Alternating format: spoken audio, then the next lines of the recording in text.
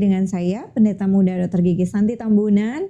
Apa kabar teman-teman semua? Saya ada dalam keadaan diberkati Tuhan dan saya percaya kita semua juga pasti ada dalam berkat-berkat Tuhan yang berkelimpahan. Puji Tuhan, saat ini kita akan sama-sama mendengarkan kebenaran firman Tuhan di dalam Kolose pasal yang ketiga, ayatnya yang ke-23 dan 24. Saya akan bacakan buat kita, demikian bunyi firman Tuhan. Apapun juga yang kamu perbuat, perbuatlah dengan segenap hatimu seperti untuk Tuhan dan bukan untuk manusia.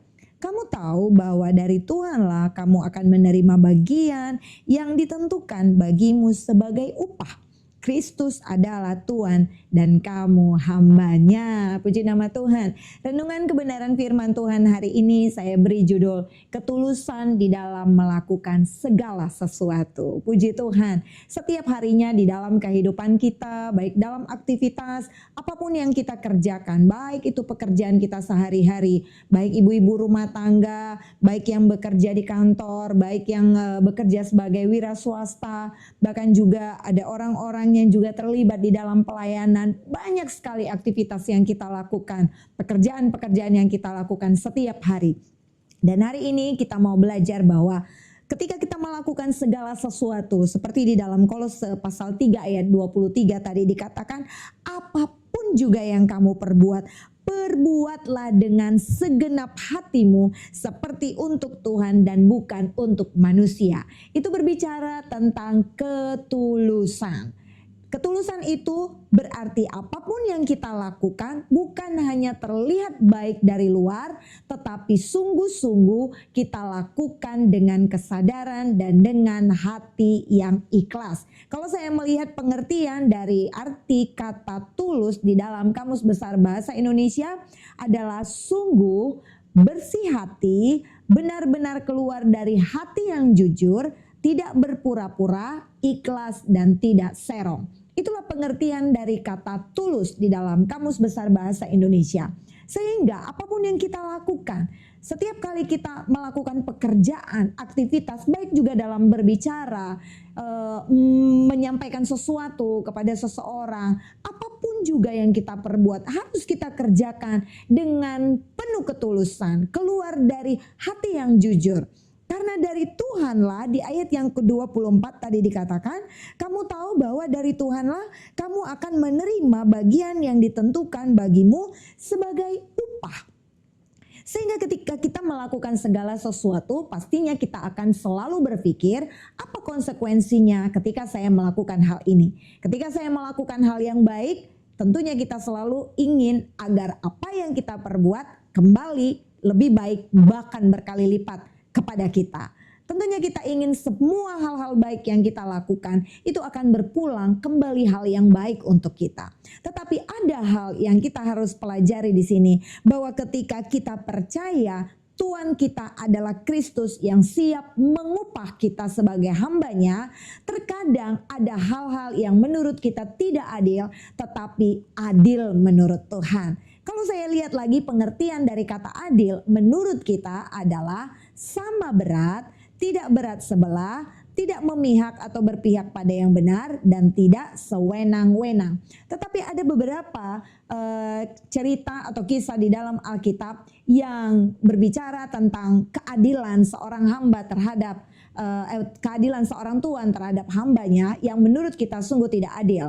Yang pertama adalah ketika seorang tuan yang mempercayakan talenta kepada hambanya, dia ingin bepergian jauh keluar kota sehingga dia mempercayakan talenta kepada hamba-hambanya dengan jumlah yang berbeda. Ada yang diberi dengan 1 talenta, ada yang diberi dengan 2 talenta, dan ada yang diberi dengan 5 talenta. Dan sekembalinya tuannya dari bepergian, dia kembali mendapati hamba-hambanya dan menanyakan bagaimana keberadaan talenta yang sudah dia percayakan. Dan apa yang terjadi? Yang memiliki 2 talenta dan 5 talenta yang dipercayakan pada awalnya, mereka bekerja dengan penuh semangat dan bergiat sehingga talenta mereka ketika tuannya kembali berjumlah 2 kali lipat. Sedangkan hamba yang dipercayakan dengan 1 talenta, ternyata dia menyimpannya di dalam tanah tuannya, bahkan mengatakan bahwa tuannya itu adalah tuan yang jahat sehingga dia tidak mengerjakan apapun dengan 1 talenta yang sedikit itu yang dipercayakan kepadanya, sehingga ketika tuannya datang, hamba itu hanya tetap memiliki 1 talenta.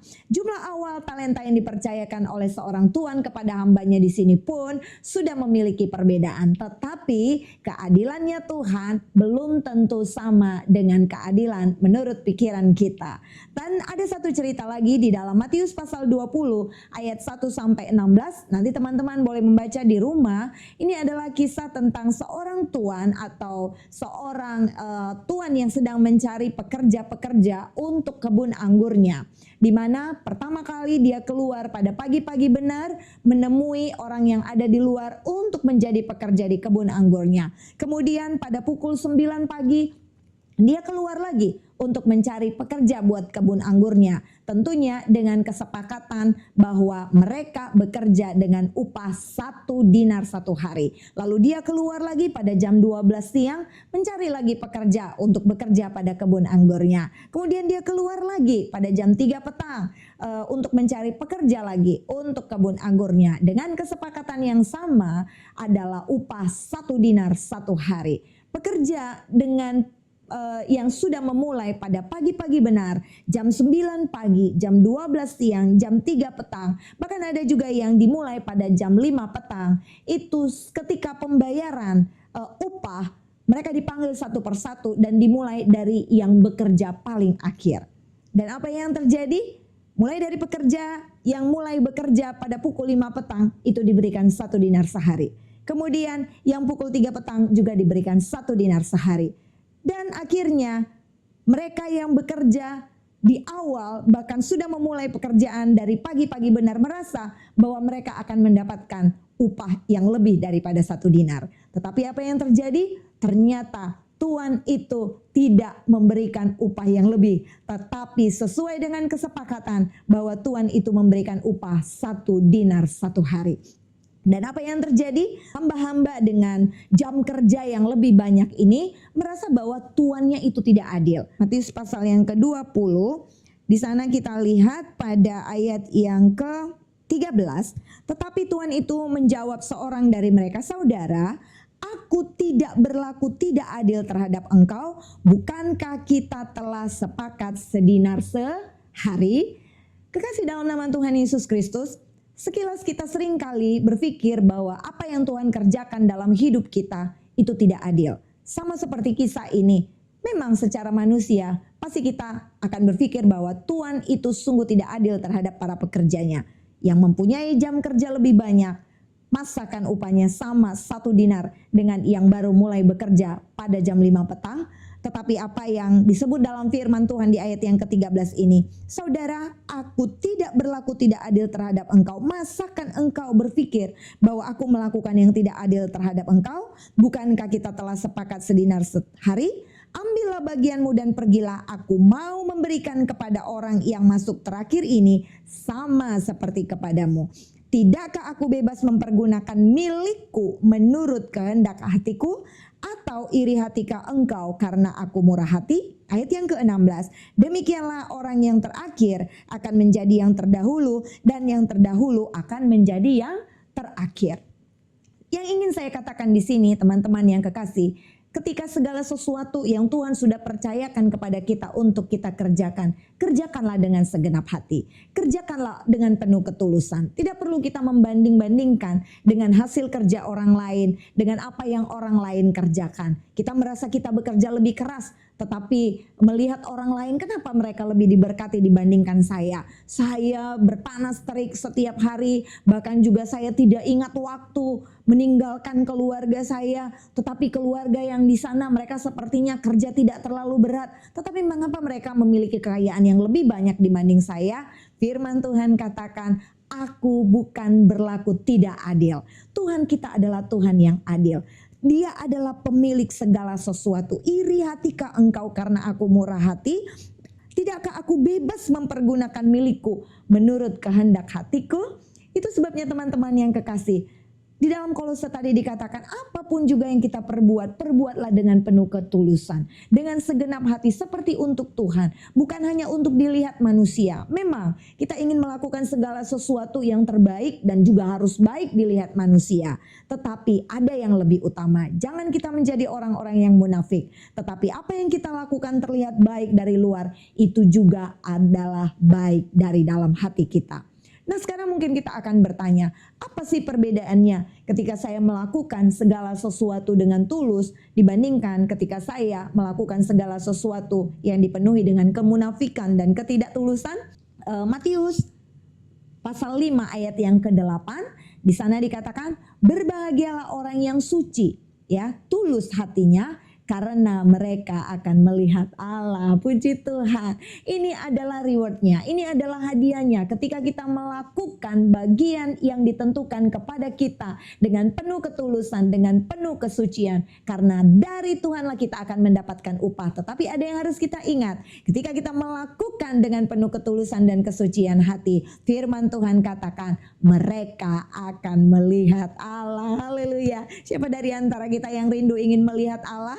Saya sangat ingin melihat Allah. Lakukan segala sesuatu dengan penuh ketulusan, karena orang yang berbahagia adalah orang yang suci dan tulus hatinya, karena mereka akan melihat Allah. Ketika kita bertemu dengan Tuhan, ketika kita bertemu dengan Allah, sudah pasti kita pasti akan menerima berkat-berkatnya. Puji Tuhan. Hal yang selanjutnya yang akan kita terima yang menjadi berkat ketika kita melakukan segala sesuatu dengan penuh ketulusan dan kesucian hati adalah Mazmur pasal 41 ayat yang ke-13. Demikian bunyi firman Tuhan, tetapi engkau menopang aku karena ketulusanku. Hal yang kedua yang akan kita terima sebagai bagian kita ketika kita melakukan segala sesuatu dengan penuh ketulusan dan kesucian hati adalah Tuhan selalu menopang kita. Haleluya. Seberapa berat hidup yang sedang kita jalani pada saat ini? Seberapa berat pencobaan yang sedang kita jalani pada saat ini? Rindukah teman-teman ada yang menopang? Ada satu sosok yang siap menopang kita. Seandainya kita jatuh pun tidak akan sampai tergeletak. Janji Tuhan, ketika kita dipenuhi dengan ketulusan hati, maka Tuhan selalu akan menopang kita oleh karena ketulusan hati kita. Lakukan segala sesuatu dengan penuh ketulusan. Janji Tuhan iya dan amin. Di dalam Kolose pasal 3 ayat 24 tadi dikatakan, karena dari Tuhanlah kita akan mendapat bagian kita sebagai upah. Seberapa besar upahnya? Tuhan yang tahu. Serahkan semua kepada Tuhan. Lakukan semua hal dengan baik. Lakukan memberi dengan penuh ketulusan. Jangan kita memberi hanya untuk dilihat orang, hanya supaya terlihat hebat. Firman Tuhan juga berkata ketika tangan kanan memberi, tangan kiri juga tidak perlu tahu. Ini artinya adalah bahwa ketika kita memberi, biarlah Tuhan yang memberkati setiap pemberian kita. Jika kita memberi dengan penuh sukacita, bukan dengan terpaksa, tetapi karena hati yang sungguh-sungguh mengasihi dan hati yang penuh dengan ketulusan dan kesucian, maka kita percaya apapun yang kita kerjakan pasti akan mendapatkan upah. Haleluya. Puji nama Tuhan, kekasih dalam nama Tuhan Yesus Kristus. Saya sangat merindukan agar apapun yang kita kerjakan, bahkan saya juga selalu merindukan agar apa yang saya kerjakan, baik di dalam keluarga, baik di dalam pelayanan, baik di dalam pekerjaan saya, baik di dalam apapun juga, saya boleh mengerjakan itu dengan penuh ketulusan, seperti untuk Tuhan, bukan hanya seperti untuk manusia, karena dari Tuhanlah kita akan mendapatkan bagian kita sebagai upah. Haleluya. Mari kita tetap bersemangat, lakukan segala sesuatu dengan penuh ketulusan, kesucian hati, tidak dengan terpaksa, tetapi dengan sukarela, karena dari Tuhanlah kita akan mendapatkan upah. Tuhan Yesus memberkati semua aktivitas pekerjaan dan pelayanan yang kita lakukan. Nama Tuhan ditinggikan dan dipermuliakan. Haleluya.